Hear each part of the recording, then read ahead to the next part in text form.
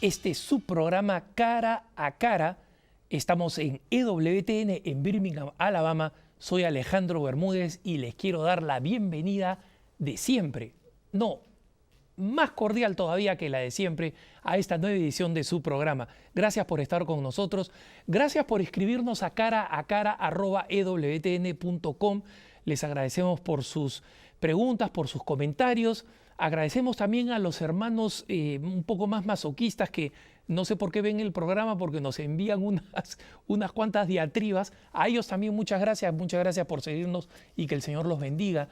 Y a aquellas personas que nos piden sus oraciones, como siempre, quiero que sepan que con la pequeñez de alguien que no tiene el acceso a Dios que tienen los santos, de todas maneras las ofrecemos, pero más importante las ponemos en las intenciones de los hermanos del monasterio aquí fundado por la Madre Angélica, donde se dedican a la contemplación y a la oración hombres realmente virtuosos que efectivamente elevan con mucho más fuerza sus intenciones. Así que las recibimos con profunda reverencia, leemos cada una de ellas y aseguramos que el Señor las tenga en su atención y en su misericordia. Hoy día quiero abordar un tema importante que veo que confunde a muchos católicos y es el tema de la diferencia que hay entre la Biblia católica y las Biblias evangélicas.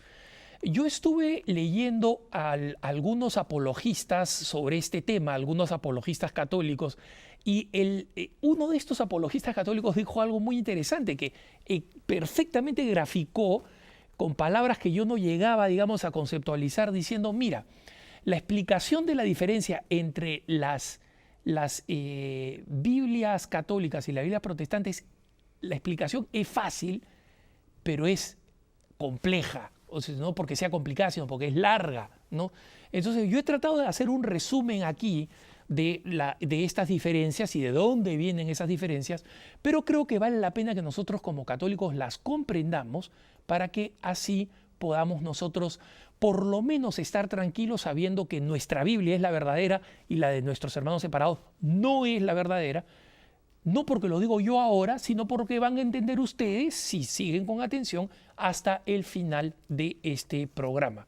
Buena manera de engancharlos, ¿no? Espero que funcione. El tema de las Biblias es ante todo comprender el tema de la revelación. Como ustedes saben, hay una enorme diferencia entre la manera como nosotros entendemos el papel de la Biblia en la Iglesia Católica de la manera como la entienden los protestantes. No voy a desarrollar este tema porque yo ya lo he hecho en un programa cara a cara dedicado exclusivamente a los protestantes y explicar cómo entienden ellos la Biblia, la gracia, la fe, etc. Los remito a la página de YouTube de CNN Español en YouTube, o también en la página en Así Prensa van a ver una sección cara a cara donde hemos ordenado temáticamente los programas cara a cara y creo que ya tenemos como 150 programas, están ahí ordenados y están hipervinculados, o sea, tienen un link a la sección de EWTN en español en YouTube. Así que no voy a abundar ahora sobre esa diferencia. Pero hay que recordar que mientras que para nuestros hermanos los evangélicos, los protestantes, la Biblia es la única fuente de la revelación, nosotros los católicos no creemos eso. Como pueden ver en este gráfico, la revelación tiene para nosotros dos vertientes. La única fuente de la revelación tiene dos vertientes, la tradición divina y las Sagradas Escrituras. Y para nosotros los católicos, y esto es importante y para algunos que están acostumbrados, digamos, a escuchar a los evangélicos les podrá escandalizar, pero esta es la enseñanza de la Iglesia, la tradición divina es más importante que las Sagradas Escrituras. Y les voy a explicar por qué. En primer lugar, porque la tradición divina nos permite legitimizar las Escrituras. Legitimizar las Escrituras. ¿Por qué? Porque, hermanitos, tengan en cuenta ustedes que cuando Jesucristo estaba hablando, los evangelios todavía no habían sido escritos. San Juan escribe su evangelio en el año 90. Y se dan cuenta, existen muchísimos años en que la comunidad cristiana y los seguidores de Jesucristo ya existían, en que la iglesia ya existía. San Pablo nos habla, por ejemplo, en las famosas cartas católicas a Timoteo, Tito y Filemón, de cómo ya estaban organizados los obispos que sean así, los presbíteros que sean así, los diáconos que sean así. O sea, ya había una iglesia organizada y recién estaban recibiendo estas cartas. En consecuencia, ¿quién dice esta es la carta del apóstol San Pablo a los Efesios? Esta es la carta del apóstol San Pablo a los Filipenses. Es decir, primero la tradición ya existía, ellos seguían las enseñanzas de Jesús y recién él va a pasar el siglo I, el siglo II, cerca del siglo III, es decir, pasado algún tiempo, es que la comunidad católica, había tanto loquito que escribió una carta diciendo carta del apóstol, lo que sea, inventando. Entonces dijeron, no, un momentito, nosotros sabemos cuáles son las verdaderas, así que vamos a cerrar el canon bíblico. O sea, vamos a decir, estas son los libros que forman parte de la Biblia. En consecuencia, la Biblia es una configuración que produce la tradición divina y solamente la tradición divina, la autoridad divina, el magisterio, es lo que determina que la Biblia es la Biblia. Entonces, la primera razón es que la credibilidad de la Biblia depende del magisterio. Alguien dijo, las autoridades, los sucesores de los apóstoles dijeron, esta es Sagrada Escritura. Y en segundo lugar, le decía dos razones, es la interpretación de las Sagradas Escrituras. Porque las Sagradas Escrituras, ¿por qué han dado motivo a 42.000 sectas protestantes? Porque cada uno interpreta como se le da la gana. Porque la Iglesia Católica sigue siendo la única, porque tiene un magisterio que dice, no, esta interpretación que tú estás haciendo no es correcta, se interpreta así, y esto ya lo interpretaba San Agustín en el siglo IV, o sea que tu idea es una idea loca, ¿no? Entonces, esa es la importancia que tiene el magisterio, la tradición divina respecto de las Sagradas Escrituras, que nosotros consideramos, por supuesto, palabra revelada de Dios. Ahora, los católicos nos separamos definitivamente por lo que yo había dicho, precisamente porque nosotros creemos en el magisterio y ellos creen en la sola Escritura y que cada uno interpreta la sola Escritura como quiera. Entonces, esto es importante comprenderlo, hermanitos, esto es importante comprenderlo porque cada vez que los protestantes nos dicen ¿en dónde en la Biblia dice que hay confesión? ¿En dónde en la Biblia? En la Biblia no dice en ningún lado, la confesión es el sacramento, no dice en ningún lado, pero en la Biblia tampoco se habla de la televisión, pues, ¿no? En la Biblia no se dice, no verás televisión, o sí verás televisión, o solo verás el canal de la Madre Angélica. Nos encantaría esa propaganda si estuviera en la Biblia.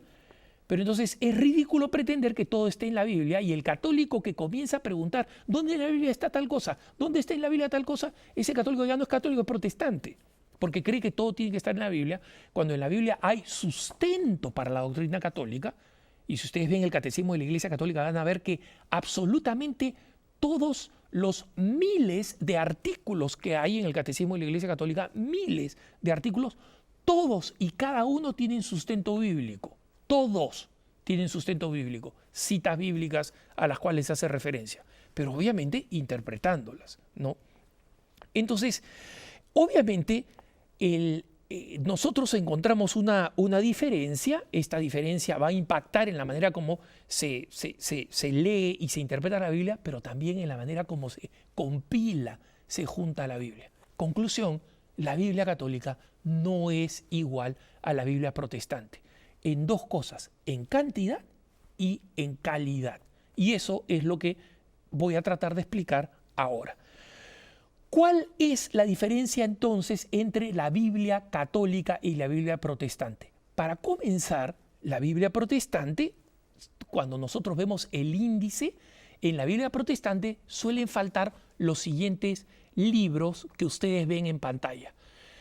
Primera y segunda Macabeos son dos libros, Tobías, Judith, Baruch y el libro de la sabiduría, un libro de una belleza descomunal, y luego el eclesiástico o Sirácides, que no hay que confundir con otro libro de la Biblia, que se llama el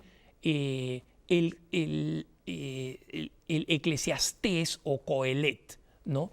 El eclesiástico o Sirácides.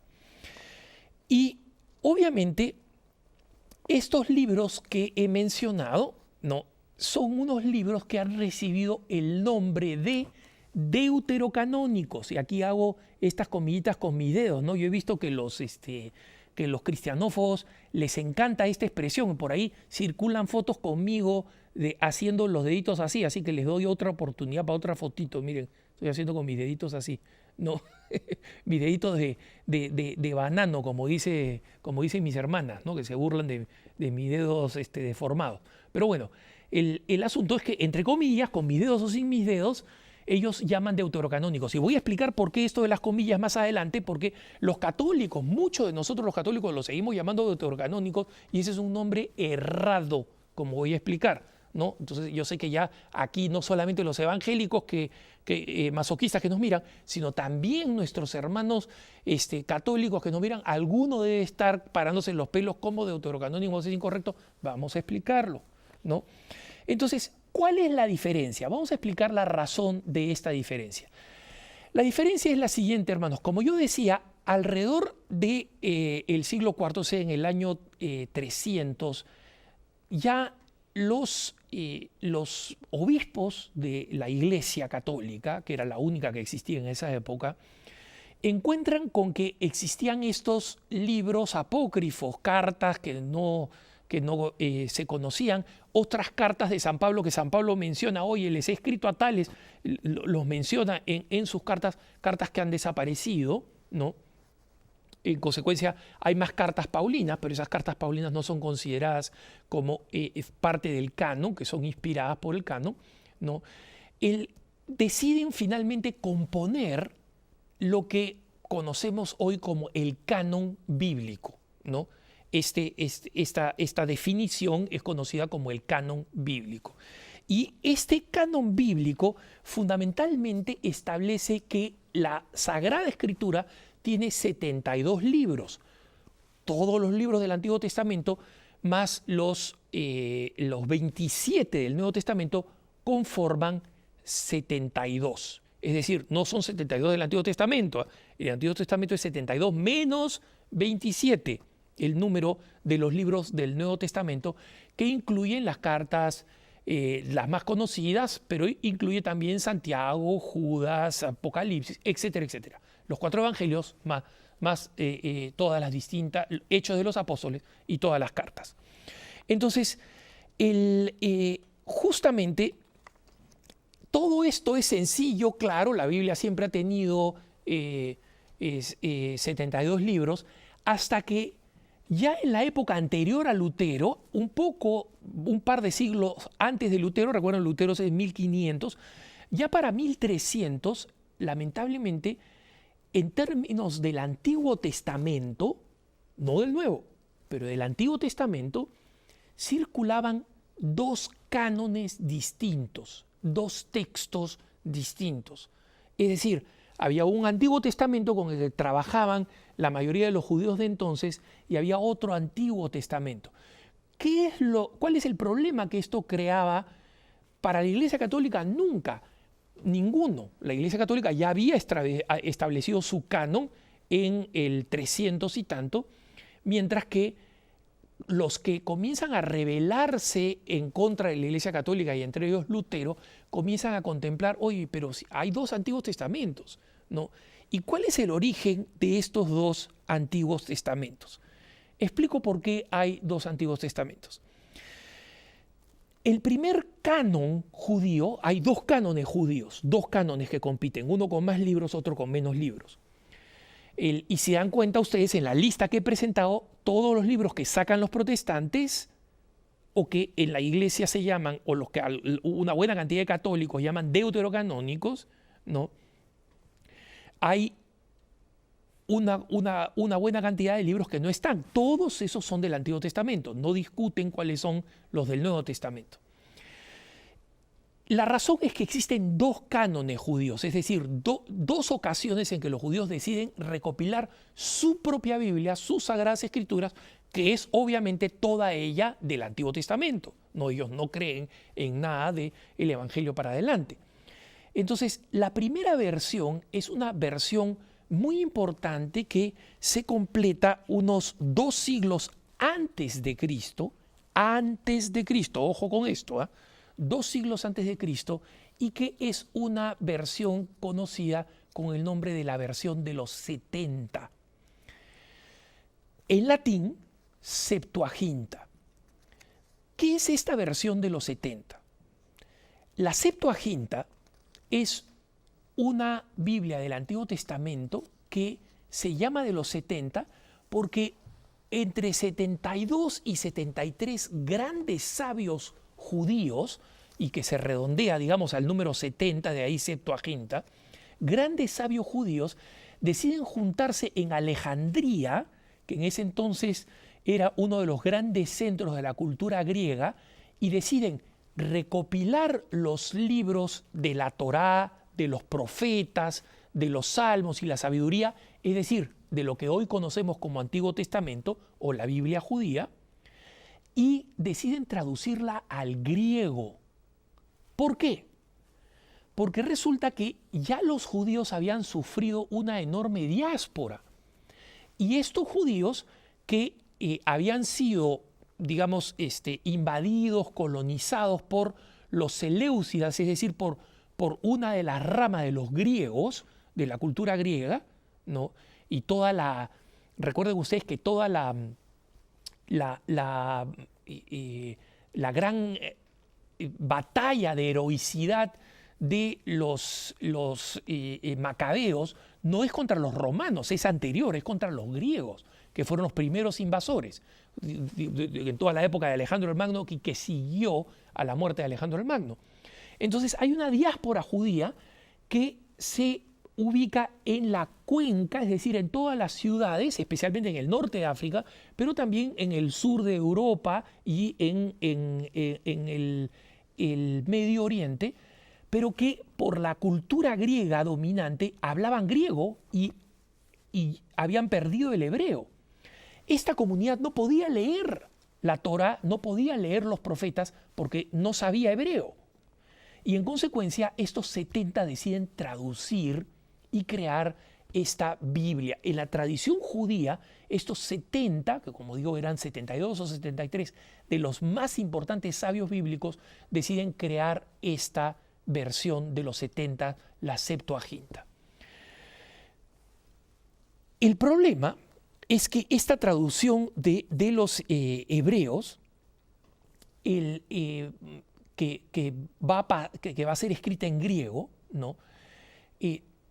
Resulta que cuando se separa el cristianismo del judaísmo, es decir, alrededor del siglo II después de Cristo, los judíos, la comunidad hebrea, se junta para realizar una nueva traducción de esta Biblia veterotestamentaria.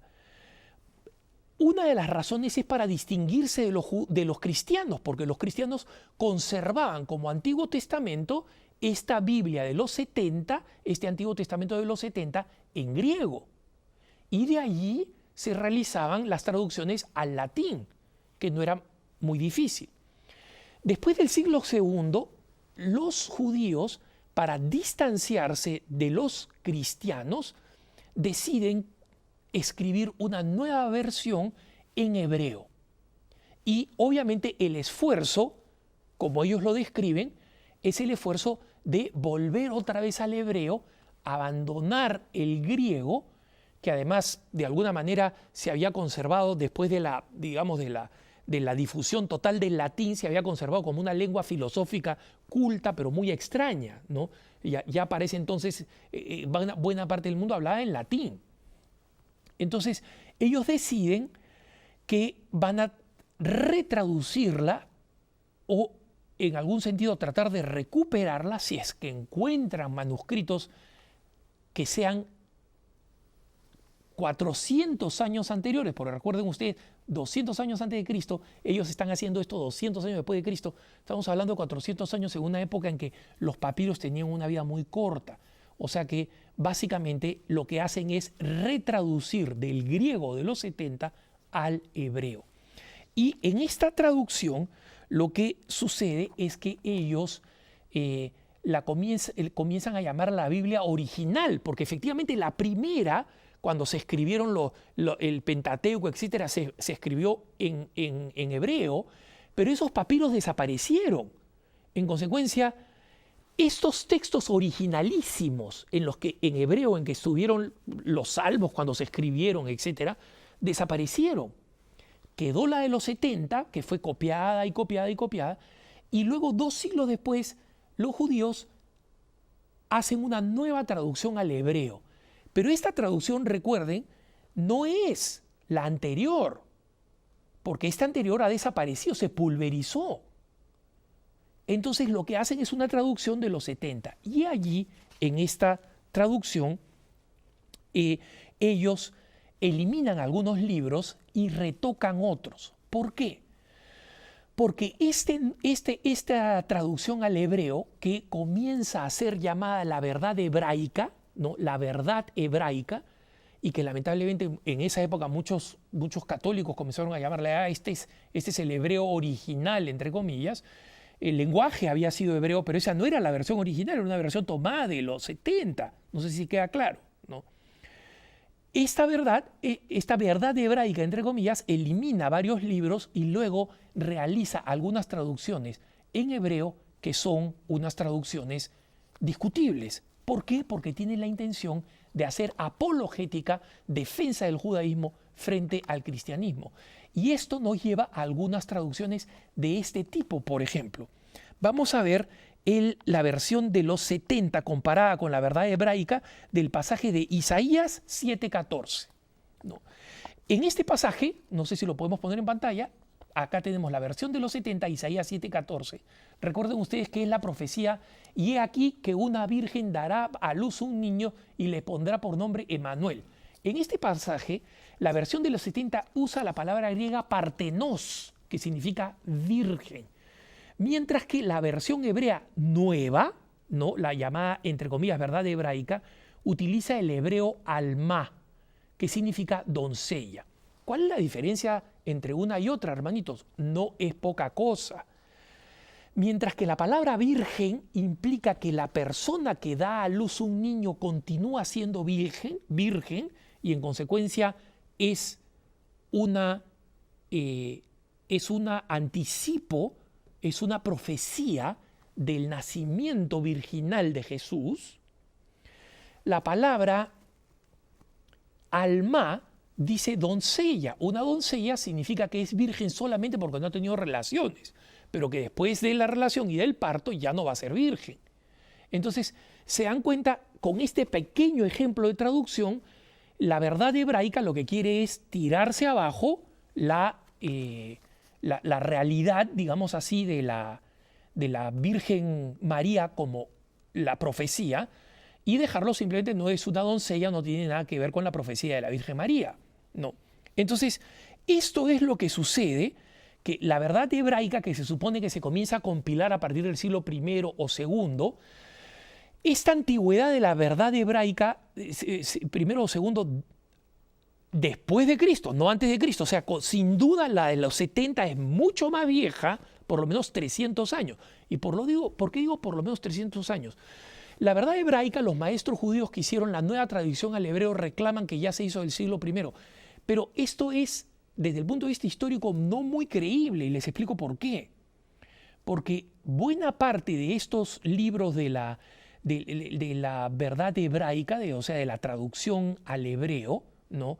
Los famosos textos también llamados masoréticos, son textos que no tienen copias sino hasta muy, muy, muy tardías. Hay copias que son del siglo VII, entonces es dudoso que por lo menos se haya completado esta verdad hebraica, esta nueva versión al hebreo, antes del siglo IV o V. Pero vamos a suponer igual que es del siglo I, es decir, 300 años posterior a la de los 70. Volvamos ahora, ¿no? Fast forward, como se dice con los antiguos cassettes, y volvamos otra vez a Lutero.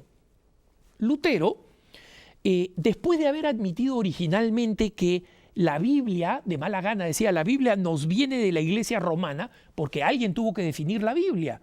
¿Cuáles son los 72 libros de la Biblia? Esa fue la Iglesia católica. Entonces le decía, la Biblia nos viene de la Iglesia romana. No le llamaba católica, le llamaba romana, ¿no? Y ese es un dato también, cuando ustedes vean que se utilizan las siglas ICAR, ¿no? ICAR, Iglesia Católica Romana, ¿no? O ICR, ese es protestante, ¿no? Esa es una persona protestante, porque al ponerle romana quiere decir que nosotros no somos los católicos, nosotros somos los católicos, ¿no? Punto e basta, como dicen los italianos, ¿no? Luego, pero sigamos con esto, dice, después de haber admitido que nos viene de la romana, Lutero hace una lectura de la Biblia y dice, no, acá hay unos libros aumentados, que los católicos han aumentado unos libros. Y como ejemplo toma esta Biblia hebraica, esta verdad hebraica, las toma, ¿no? Y dice, este es el verdadero Antiguo Testamento. Y que nosotros los católicos hemos aumentado la Biblia y utiliza un término para referirse a estos otros textos bíblicos, la palabra apócrifo, del griego apócrifos, que significa sin nombre. En realidad el término apócrifo originalmente significaba un libro escrito por alguien anónimo, ¿no? Ustedes han visto en español cuántas veces existen frases o existen poemas atribuidos a un autor anónimo, ¿no? Incluso se dice que Lazarillo de Tormes, esa famosa obra española del español, es anónima. Pero poco a poco el término apócrifo se va a utilizar para decir de origen no solamente de autor desconocido, sino de origen e intención desconocida y por tanto considerable como no revelada o falsa. Entonces, cuando utiliza el término apócrifo, básicamente Lutero está diciendo, ¿sabes qué? Significa que la Biblia no es una Biblia verdadera, ¿no? Ahora, ¿cuál es el motivo, o por lo menos estos libros no son verdaderos, ¿no? La Biblia es verdadera, pero estos libros no son verdaderos. ¿Cuál es el motivo por el cual Lutero prefiere optar por una versión más antigua, menos antigua, mejor dicho, del Antiguo Testamento, una versión de por lo menos el siglo II por ahí después de Cristo versus la del la de 2 siglos antes de Cristo? La razón es puramente apologética, es decir, de defensa de sus propias ideas protestantes. ¿Por qué? Porque los libros del Antiguo Testamento que Lutero saca son libros que precisamente refuerzan las enseñanzas católicas, ¿no? Los libros como Macabeos, Judith o el Eclesiástico, por ejemplo, tienen pasajes clarísimos que confirman la doctrina católica. Entre ellas, por ejemplo, la doctrina del purgatorio, que es una doctrina que, como saben ustedes, Lutero rechaza. Pero en el libro de los Macabeos se habla clarísimamente cómo hay que ofrecer ofrendas a Dios por los muertos. ¿Para qué hay que ofrecer ofrendas a Dios por los muertos, ofrecer ofrendas a Dios por los muertos, si los muertos o ya están en el cielo y no necesitan ninguna ofrenda, o están en el infierno y ninguna ofrenda va a servir para nada, ¿no? Entonces, esta es la razón por la cual Lutero elimina esos libros. Y luego, Lutero va a tener también otra actitud curiosa que muchas veces ni siquiera los protestantes saben, pero que está en la biografía de Lutero e incluso en la misma de su discípulo y gran redibujador del protestantismo luterano, que es Melanchthon, su sucesor, ¿no? Él explica que Lutero había escogido llamar libros de paja y que tenían un valor secundario a algunos libros del Nuevo Testamento, o sea, a los del Antiguo Testamento, esto de acá los llama apócrifos, falsos, y a los del Nuevo Testamento le llama libros de paja a los siguientes libros: la carta a los Hebreos, Santiago, Judas y Apocalipsis. Libros que, como sabemos, reafirman la doctrina católica de, por ejemplo, el valor de las obras, que nosotros no solamente somos salvados exclusivamente por la fe y por la gracia, como sustentan los luteranos. Reafirma, por ejemplo, la figura decisiva de la Virgen María al final de los tiempos, con la mujer rodeada de 12 estrellas, con la luna bajo sus pies, etc., ¿no? Los protestantes después van a retroceder en esto de los libros de paja o de segunda calidad en el Nuevo Testamento, pero no van a incorporar en general estos libros que ellos van a llamar apócrifos, ¿no? Y es importante comprender que la narrativa actual de los protestantes es que la Iglesia Católica añadió estos libros en el Concilio de Trento, que siguió a la Reforma Protestante. Pero la pregunta es, ¿cómo Lutero rechaza los libros de Judith, los libros de los Macabeos, etcétera? ¿Cómo los rechaza antes del Concilio de Trento, si es que el Concilio de Trento recién los metió dentro de la Biblia? Ese argumento de que el Concilio de Trento metió los libros dentro de la Biblia es completamente falsa, porque si los hubiera metido después de la Biblia, Lutero no los hubiera tenido que rechazar antes de precisamente la Sagrada Escritura, ¿no? El otro argumento importante de nuestros hermanos protestantes es que los libros que ellos dicen que están en el Antiguo Testamento y que son apócrifos no aparecen citados en el Nuevo Testamento, y que ese sería un argumento para decir los católicos lo metieron. Pero resulta, hermanitos, que libros como Abdías, Esther, Nahum, Ruth, el Cantar de los Cantares, tampoco son citados por el Nuevo Testamento, y los evangélicos los aceptan como libros reales, lo que quiere decir que la decisión de cuáles son para ellos libros del Antiguo Testamento verdaderos y no es una decisión arbitraria que no tiene ningún fundamento ni en la historia ni en la lógica. Pero hay más después del corte. Así que estamos en Cara a Cara, soy Alejandro Bermúdez, no se vayan que ya volvemos.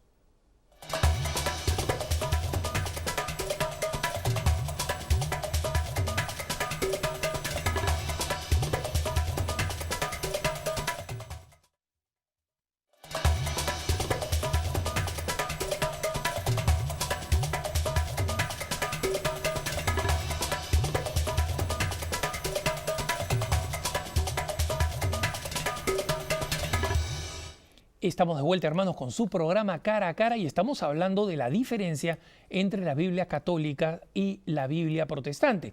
Hemos explicado ya de dónde saca Lutero su propia versión de la Biblia, y es muy importante entender esta diferencia enorme que hay entre la Septuaginta, que es la versión del Antiguo Testamento más antigua hoy en día existente, y la de la llamada verdad hebraica, ¿no?, que contiene los textos masoréticos, pero que se escribe muy posteriormente, y que, por si acaso, quiero hacer un paréntesis, tiene un valor. Por si acaso, la Biblia llamada de la verdad hebraica tiene un valor. ¿Por qué? Porque muchas veces se necesita corroborar el texto en la versión hebrea para ver qué cosa dice, ¿no? Y muchos expertos bíblicos necesitan recurrir a ella, y tiene su valor como una fuente para entender mejor algunos conceptos. Pero como conjunto es un conjunto que tiene su origen en una apologética contra el cristianismo, ¿no? Y por eso la Septuaginta es tan importante para nosotros, ¿no?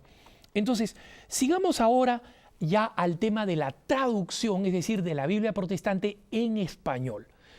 La Biblia protestante en español, la más importante y popular, se llama Reina Valera. No es porque hubiera una reina que se apellidara Valera, sino que es producto de dos autores que no trabajaron juntos, sino trabajaron uno después del otro en esta versión.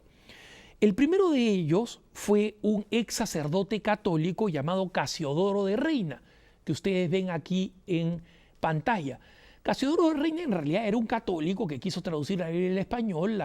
Su Biblia en español no recibió la autorización en esa época porque había mucho nerviosismo antiprotestante, y finalmente de molesto, de frustrado, se convirtió al protestantismo. ¿Para qué? Para que le publicaran su Biblia en español, una Biblia, por si acaso, de español bastante bello, se la publicaran en Basilea, en Suiza. Ustedes dicen, oye, pero en Basilea no hablan español. Claro, pero ya se había vuelto un reducto protestante y ahí publicaban cualquier Biblia que se quisiera publicar en cualquier idioma, ¿no? No va a ser sino hasta varios años después, casi medio siglo después, que otro ex sacerdote, en este caso Cipriano de Valera, el que, digamos así, entre comillas, retoque la Biblia y arroje una nueva versión que es, digamos así, la primera Reina Valera, que es aproximadamente de 1602, ¿no? Pero lo que sucede realmente no es que esta fue un retoque. La verdad es que Cipriano de Valera hace una total, no quiero decir manipulación, porque creo que sería un juicio sobre su intención, pero una redefinición de la traducción muy agresiva. Acá hay que decir algo también importante. Ni Casiodoro de Reina ni Cipriano de Valera, que eran personas muy cultas, eran expertos en Biblia y sobre todo mucho menos expertos en las lenguas bíblicas, hebreo o griego. No eran grandes conocedores. De hecho, hebreos no sabían nada. Algo de griego conocían.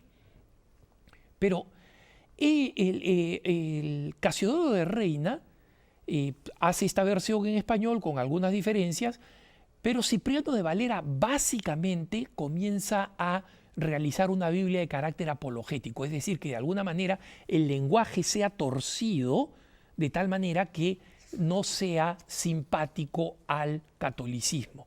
Por ejemplo, como saben ustedes, los católicos, los protestantes rechazan todo lo que significa tradición, porque rechazan la creencia católica de que la tradición es una de las fuentes de la revelación.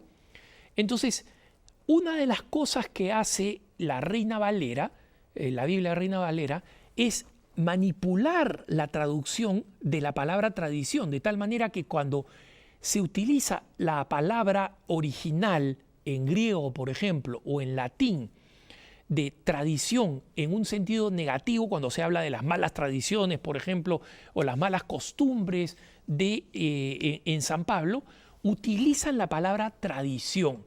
Y cada vez que la palabra tradición tiene un sentido positivo, mantengamos la tradición, mantengamos la enseñanza que hemos heredado, etc., ellos lo traducen como enseñanza o fe.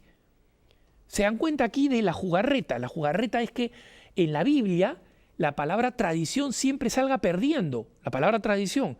En cambio, la palabra enseñanza o fe, por el principio de la sola fe, siempre salga bien parada, ¿no? Y esta jugarreta, ¿qué objetivo tiene? Es para convencer a los mismos evangélicos. Y cuando se la presentan a los católicos, ofrecer a los católicos, ¿no ves? La tradición no sirve para nada, la tradición, te pones varias citas bíblicas y el católico dice, no sabía eso, no sabía que la tradición era mala, no sabía que solo había que creer en la fe. Lo curioso es que los términos que Cipriano de Valera traduce son muchas veces en el original en latín o en griego exactamente el mismo. Solamente que cuando es la misma palabra, solamente que cuando es utilizada en sentido negativo, las malas tradiciones la traducen tradición y cuando tiene un sentido positivo lo traducen como fe o enseñanza.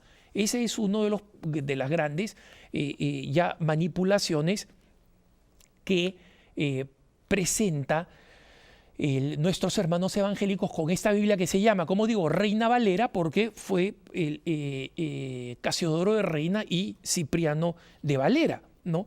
Pero justamente esta Biblia, como saben ustedes, Reina Valera ha sufrido o ha pasado por varias actualizaciones, ¿no? Y en estas distintas actualizaciones es difícil no encontrar un esfuerzo cada vez más constante de hacer doctrina a través de la traducción. Cosa que en la Iglesia Católica es inaceptable. Para nosotros la Biblia hay que traducirla tal como es. Les pongo un ejemplo. El gran maestro de la renovación bíblica católica de comienzo del siglo XX, el padre Lagrange, un dominico, que no hay que confundir con Garrigou Lagrange, el también dominico, gran maestro de la doctrina tomista. No, ese es un biblista. El biblista que además crea la escuela de estudios bíblicos en Jerusalén, el Biblicum de Jerusalén, dominico. Él entró en algunos problemas con la iglesia porque descubrió que en los textos originales una coma, en la famosa coma joánea, ¿no? La coma joáneo, no existía, y en consecuencia que había un pasaje del Nuevo Testamento en San Juan que no podía ser utilizado para afirmar la doctrina católica de la Santísima Trinidad. Muchos otros textos la reafirman, es decir, esto no ponía en duda la doctrina de la Santísima Trinidad. Entonces, al comienzo se tomó a mal, pero luego se le dio a él toda la autoridad para crear el Instituto Bíblico. ¿Por qué? Porque los católicos no hacemos doctrina con la Biblia, la traducimos tal cual es y luego con honestidad en la nota a pie de página decimos lo que el magisterio enseña.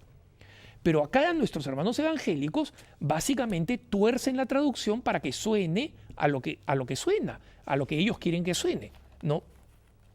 Es decir, una traducción bíblica en la que se busca favorecer el protestantismo sobre el catolicismo en la traducción. Es curioso, los católicos, los protestantes dicen, no, nosotros no creemos en el magisterio, creemos en la libre interpretación de la Biblia. Si crees en la Biblia, la libre interpretación de la Biblia, ¿por qué manipula la traducción? ¿Por qué manipula la traducción? Y voy a poner un ejemplo concreto, además de lo que ya he explicado. Pasemos a los ejemplos de algunos textos bíblicos en los que nosotros podemos hacer una comparación significativa. Vayamos, por ejemplo, a Lucas 1:28, ¿no? Este es el gran momento de la Anunciación. La Reina Valera actualizada de 1989, la versión actualizada de 1989 dice, cuando entró a donde ella estaba, dijo, acá estamos hablando del ángel, ¿no? Te saludo muy favorecida, ¿no? Te saludo muy favorecida, el Señor está contigo. Miren, primero, muy favorecida es una reducción del rango de María que es absolutamente deliberado y vulgar. Hermanitos, en el griego accesible, que es la única versión en la que se encuentra el Evangelio de Lucas original, griego, no hay otra versión, la palabra que se utiliza es quejaritomene. ¿Recuerdan ustedes en alguna ocasión hemos hablado de la palabra charis, que significa ¿qué? Gracia, ¿no es cierto? Quejaritomene significa llena de gracia en una sola palabra, es decir, no solamente es un adjetivo, es un sustantivo. O sea, el ángel la utiliza para describir a María como si le diera un nuevo nombre. Tú eres la llena de gracia, la quejaritomene. ¿Y qué cosa traduce Reina Valera? Traduce Reina Valera, te saludo muy favorecida, muy favorecida. Te saludo simpaticona, te saludo guapilla. ¿Qué es eso? Es una manipulación descarada. La palabra griega quejaritomene es una palabra extraña, única, y que gira en torno al término gracia. No es una persona muy favorecida, es una persona llena de gracia. Y más curiosamente, esta versión de 1989 de Reina Valera elimina, ustedes vayan a ver esta de 1989, Reina Valera elimina la bendita tú entre las mujeres. Es decir, en la versión original, quejaritomenes ho Kyrios metasú. Está en la versión original en griego en Lucas. Y ellos se comen esta bendita tú entre las mujeres. Entonces, acá ya vemos una distorsión de la Biblia, porque alguien puede decir, bueno, se le escapó, pues ya estaba distraído, estaba dormido, le faltó café, entonces, bendita tú entre las mujeres, jo Kyrios metasú, se le escapó y dormido puso nada más ya. Pero, hermanitos, traducir que jaritomene, llena de gracia. No hay otra manera de interpretar, de traducirlo de esta forma. Es deseo de corromper la traducción, ¿no? Entonces, es como alguien puede decir, mira, esta persona no sabe suficiente inglés, entonces le dijo pues a este señor, between no more and drink a chair, diciéndole, entre nomás y tome asiento. Bueno, no sabe suficiente inglés, se le puede justificar, pero aquí no hay eso. Aquí a alguien le está diciendo, es como si nosotros tradujéramos la palabra beautiful para decir piernas largas, o sea, dos cosas que no tienen nada que ver. Y eso es lo que sucede en este pasaje, ¿no? Estas palabras, curiosamente, sí aparecían, o sea, bendita tú entre las mujeres, sí aparecían en las versiones de 1909 y 1960 de la Reina Valera, o sea, la misma Reina Valera. Pero en este incremento de tensiones con los católicos, especialmente en América Latina, comienzan a recortar y a manipular. Eso es hacer doctrina y mala doctrina de la traducción de las Sagradas Escrituras. Vayamos ahora al pasaje famosísimo, ¿no?, de la elección de Pedro, ¿no? Estamos acá hablando de Marcos 16, 18. La Reina Valera de 1989 traduce: tú eres Pedro y sobre esta roca edificaré mi iglesia, ¿no? Por si acaso la versión Reina Valera de 1909 decía piedra, tú eres Pedro y sobre esta piedra edificaré mi iglesia, ¿no? Pero ¿cuál es el argumento protestante para decir que este pasaje no vale para afirmar la autoridad de Pedro? Es porque ellos dicen que el original dice tú es Petrus, ¿no? O sea, tú eres Pedro, et superanc Petram, y sobre esta piedra edificaré mi iglesia. ¿Cuál es la intención en consecuencia de los evangélicos? Ellos dicen, Jesucristo estaba estableciendo una diferencia, no lo que dicen los católicos, ¿no? Kefas, en el arameo Kefas, esta piedra, y sobre esta Kefas, sobre esta piedra, voy a edificar mi iglesia. Es interesante porque, por ejemplo, en italiano se hace más parecido que en el español. Pietro, pietra, o sea, eres Pedro y sobre esta piedra. Todavía más en francés, la palabra pierre, Pedro, es también la palabra que se usa para decir piedra, ¿no? Entonces, en general, es claro para nosotros los católicos que está diciendo, tú eres Pedro, ¿no? Bendito tú, hijo de Juan, porque yo te digo, tú eres Pedro y sobre esta piedra edificaré mi iglesia. El argumento de los protestantes es que en realidad es una piedrita y la otra piedra sobre la que estaba hablando Jesús es una roca. La pregunta es, ¿dónde está esa roca? ¿Dónde está esa roca? ¿La roca era él? Él no dice que es una roca. Jesús dice, yo soy la puerta, yo soy el camino, la verdad y la vida. No, este es mi cuerpo. Cuando se refiere a él, lo dice sin ninguna duda. Y los evangélicos están entre la interpretación, entre ellos mismos se pelean. No, la piedra era él. Y otros dicen, no, estaban parados sobre una piedra. Jesús va a ser tan superficial de decir, oye, tú eres Pedro y sobre esta piedra voy a edificar mi iglesia. Así. ¿Y dónde está esa piedra? ¿Dónde está esa iglesia? ¿Esa es la única iglesia? Entonces, es obvio que en esta traducción hay una intención de sesgar, de manipular, ¿no? Voy a agregar aquí simplemente una nota sobre este tema de las traducciones, a diferencia de las Biblias protestantes, de la traducción de los testigos de Jehová hechas por la organización Watchtower o Atalaya, que son los boletincitos que ellos distribuyen, ¿no? La Biblia de los testigos de Jehová es una payasada, lo digo con toda humildad y ustedes dirán, Alejandro, no hables así de la Biblia. No hablo así de la Biblia, hablo de lo que ellos llaman la Biblia.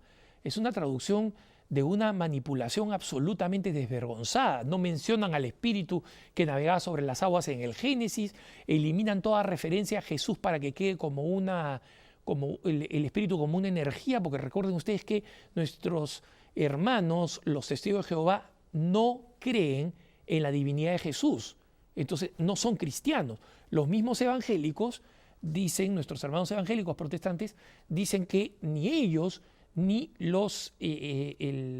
ni nuestros hermanos mormones son cristianos porque no creen en la divinidad de Jesús. Niegan que Jesús sea Dios, ¿no? Y lo hacen sistemáticamente.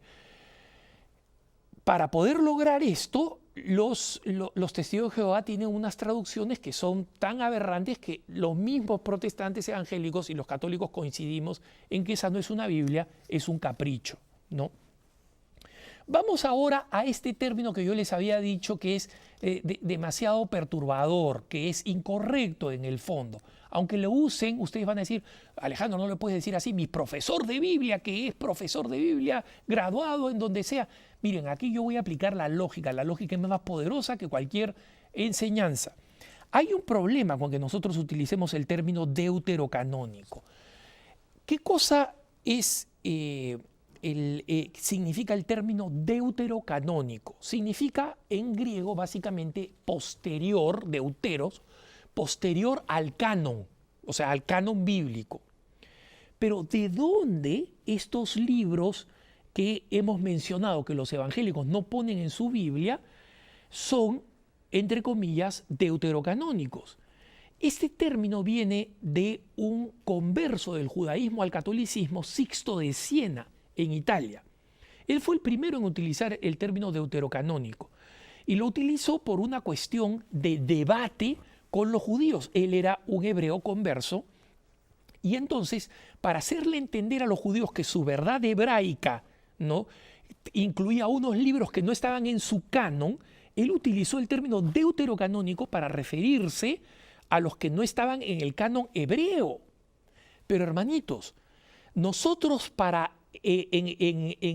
pasado el año 300, los católicos ya teníamos una Biblia como la conocemos hoy, con todos esos libros, 1 Macabeos, 2 Macabeos, etcétera, que estaban ya en la Sagrada Escritura, en el canon, y en consecuencia no son posteriores a ningún canon, salvo al canon que hicieron posteriormente los judíos.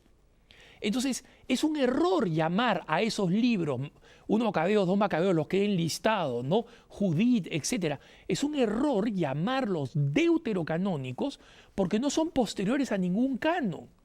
Entonces, claro, a la gente le encanta llenarse la boca con el término, claro, los libros deuterocanónicos.